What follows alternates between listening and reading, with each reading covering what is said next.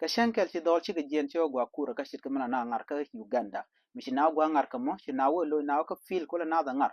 gwata da na ngar na ka je mishi na togo ko shi ngar che tok ci na wona ka tiang mi jien na la rama jien ka jien da ko tok tiang kur la ngar ka chang der ba u gudu lo ba wer bna chu jien wona shin an gwas mo ka jienat ce te ka gar kel ngwas mo jel karwade ce te karam kel mi shiro de jek are ne kon te ka Kampala gwada mo ce ben ke pude ce jelat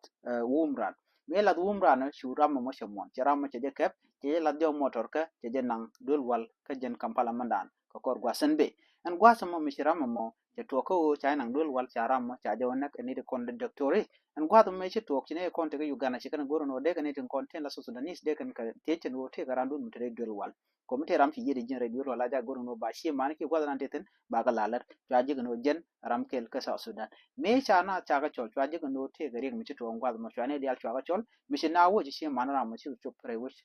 radio wala dan wona tan mi na ci radio wala na cha na te jino pone jane cha pone ta je ngwa mo cha kam na lo na ngaje ci dam dan te ka ran man mar kan ran te we ram me bo pone be ko ngwi ngwada mo che point an che gujen cha jo cha point cha bi cha ju ke che jo be gu ngwada mo che point an che guje che ji no taran cha ru ko dia cha kamrar cha wi de point cha etiat cha ngi de cha nang cha dia la nang point de na jo ke mun ne me nong je de cha jong je kwini ram dana nong ka je no cha kwak point ge dial cha ka lel cha ka kwak men de kul lari je ne che gur gwan wu bran ba jele karwade re wi ka afrika te ge dum wane de jinnek ten che wi den kon ngi kon ke Uganda Kenya ken wi ko ken chu men point de re wi ke juba me Ethiopia bo gur je o anaran da yiga jala kana rardien anyok chuwa wi gwada dien karwado ko te ne te dero le de karo le kaman ku karun kana de konde je moyre to goro bi jal karwado jale jin generan kel en store me wo de rande ro da gangde ko do badan en de tegdu ti je ganga je en biat kaman ban nyo je gumro dien bye bye